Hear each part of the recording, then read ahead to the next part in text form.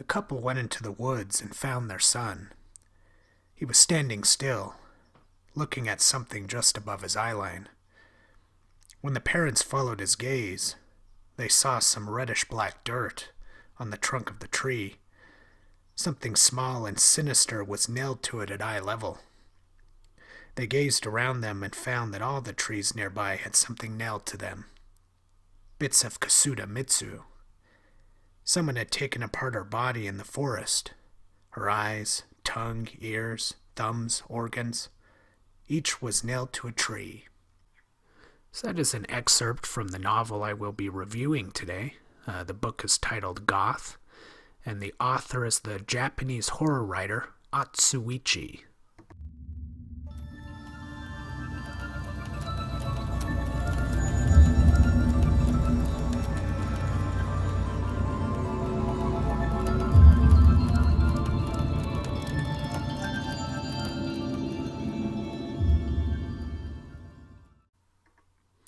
Alright, welcome to DeathGroundReviews, the monster that devours horror, suspense, and all those things of the fantastic.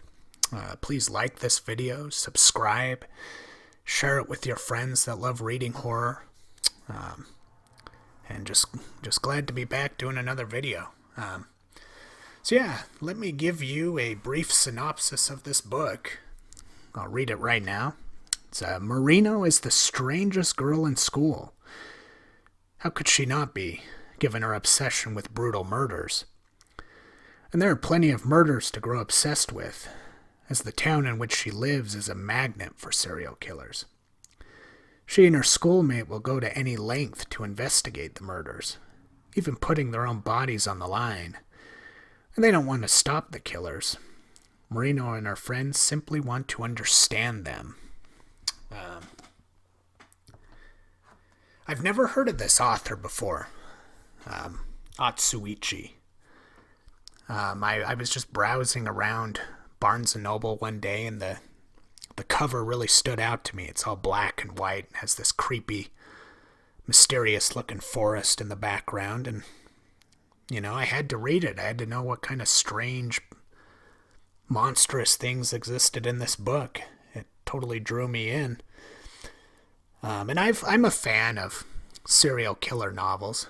I like Silence of the Lambs. I like Red Dragon. Books like that. So I'm willing to explore the concept once in a while. An area of the abyss of the human condition.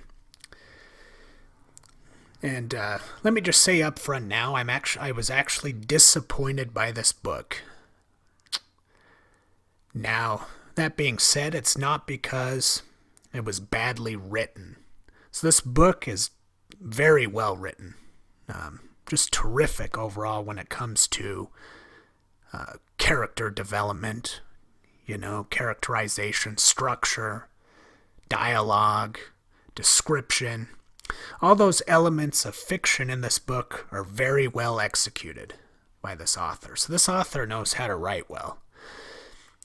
Also, the other thing that could be considered to some of my disappointment is maybe some of it wasn't translated to English very well. Maybe there's elements of the book that were different that didn't translate well. But my biggest disappointment in this novel was simply I felt like it should have been a short story instead of a full-length novel. Here's why. When you're reading, chapter after chapter of descriptions of just gory, brutal murders, it takes a toll on you. I had one point where I reached the end of a chapter, so it was describing. So let me tell you some of the descriptions in this book, okay?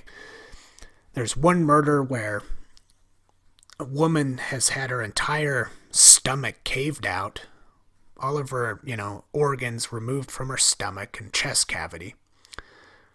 She's been decapitated, her eyeballs are gouged out, and she's put into a pose in which her eyeballs are placed into her hands, the palms of her hands, and her head, her decapitated head, is placed inside her chest cavity.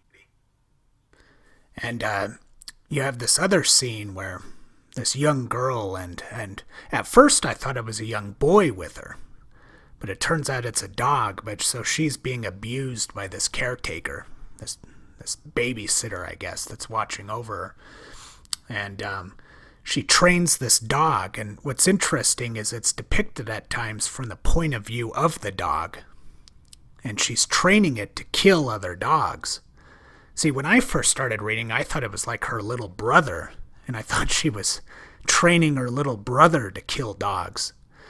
And but the purpose behind her, but it's really a dog that she's training, but the purpose behind her training this dog is so that it will kill the babysitter, so that she can, sick it on the babysitter to kill him and then escape the abuse that she's going through. And but Marino, the main character Marino, and this friend of hers, they observe all these killings and these murderers. So each chapter is a portrait of a new killer and their observation of them. But you wade through hundreds of pages of this, and there were points I literally felt like throwing up.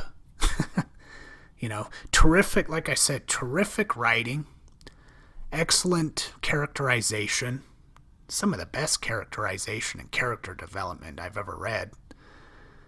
But it's just so constant.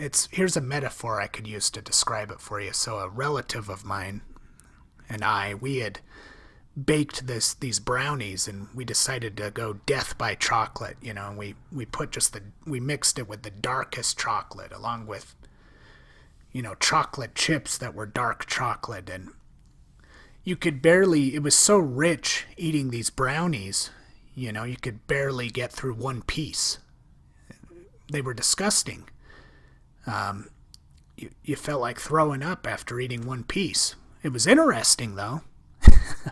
It was an interesting, baking experiment, but the brownies in the end we just threw away. That's kind of how I feel about this book, this novel Goth.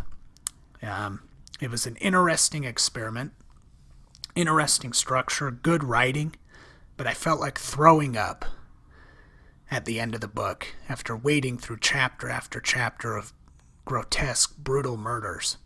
So I guess in the end this book was just death porn. That's kind of what it ended up being. That's how I would describe it. But anyway, maybe some of you others have read Goth by Otsuichi. I think I am interested enough, though, that I want to explore some of his other books. So I'm probably going to pick up another novel by him. I guess he has some stuff that's more fantasy, dark fantasy type, which I might like better than the serial killer thing. So I'm definitely going to pick up more books by this author, and let me know in the comments what you think about the book if you've read it, or let me know if you're interested in checking it out. So anyway, thanks guys. I will talk to you again soon.